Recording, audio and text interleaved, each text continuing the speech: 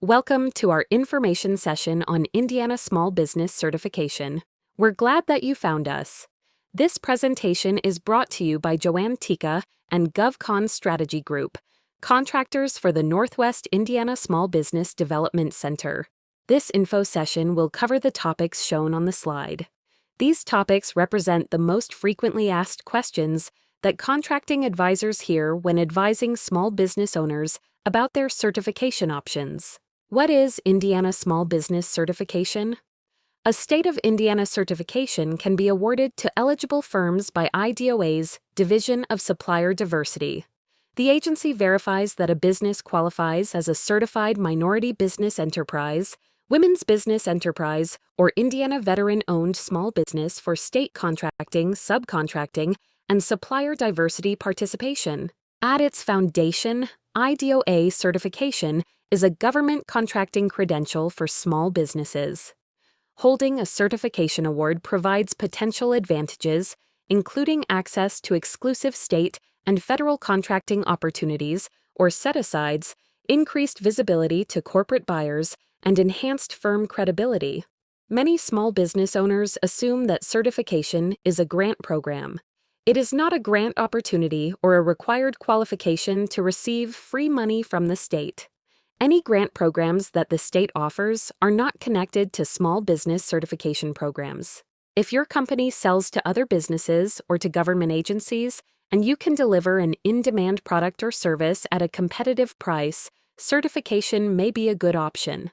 This includes selling directly to local, state, or federal buyers, or selling to prime contractors as a subcontractor or supplier. To qualify and to benefit from certification, your firm should be able to show that it can deliver reliably to institutional buyers, on time, and at the required quality level.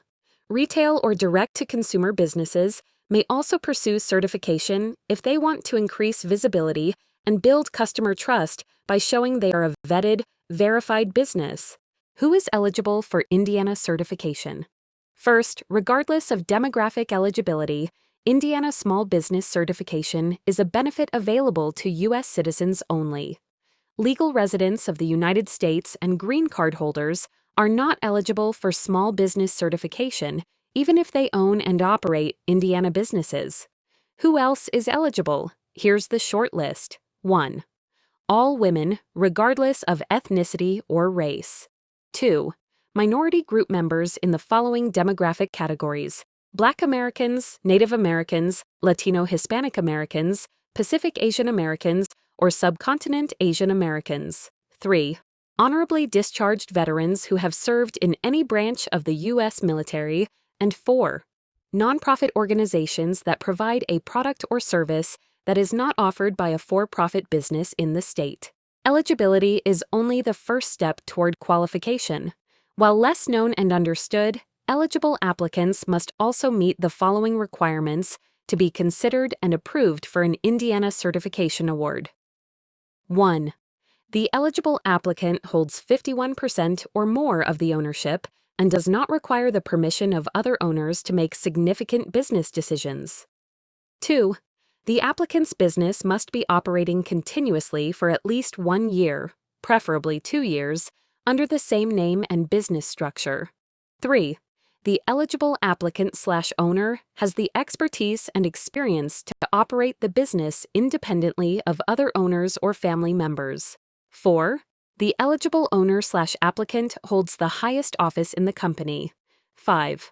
All of the requirements must be supported through current financial statements, tax returns, corporate documents, contracts, and past performance.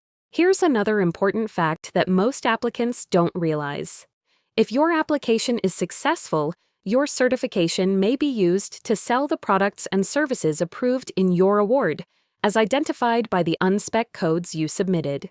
If your firm cannot document verifiable sales for a product or service, it is not eligible to be certified to market or sell that product or service. Certification is based on proven past performance. It is not aspirational, and it is not granted for services you hope to offer in the future. Certification is based on what you have delivered successfully in the recent past and what your firm can provide today.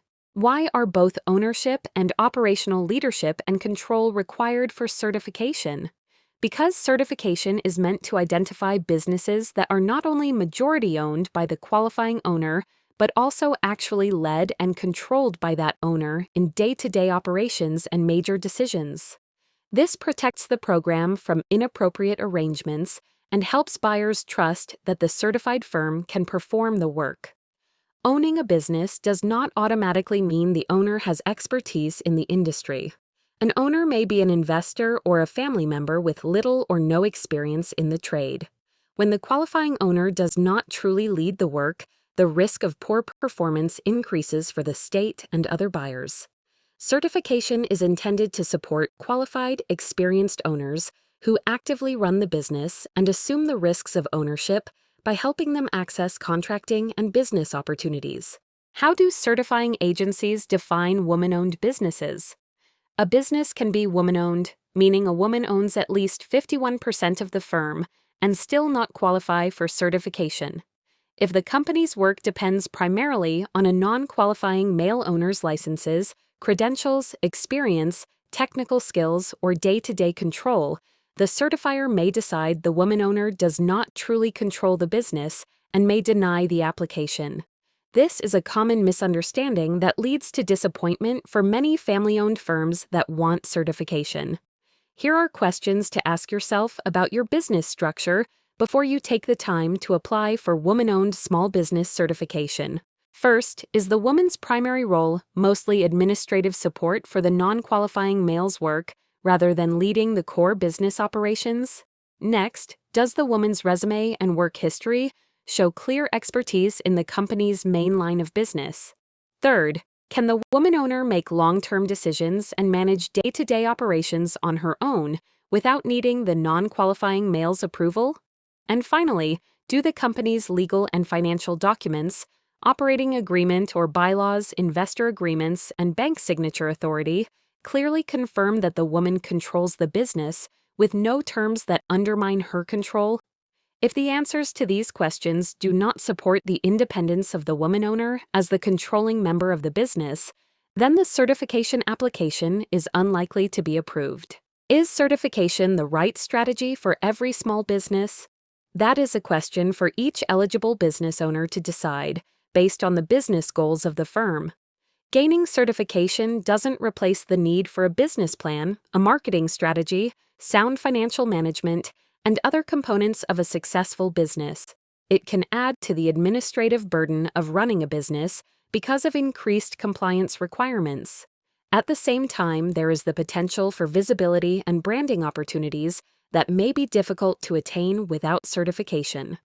Certification is a contracting mechanism that is intended to produce economic benefits for businesses that need additional visibility to compete fairly. Government contracting is highly competitive, and it needs a dedicated strategy to achieve results. Are there other certification opportunities for my small business? Yes, there are many other government agencies and private nonprofits that provide certification opportunities for small businesses. There is no one-size-fits-all certification. The certification decision depends on your business goals and if you are willing to put in the work to see results from the process. Speak to a government contracting advisor to learn about your options if you are interested. Work with your ISBDC Northwest advisor to learn more about your certification options. You can use any of these tools to reach out to the Northwest team and schedule an appointment. Thanks for learning with us today. If you are from outside of the ISBDC Northwest area, which includes Lake Porter, LaPorte, Jasper, Pulaski, Newton, and Stark counties, please reach out to GovCon Strategy Group for more training opportunities.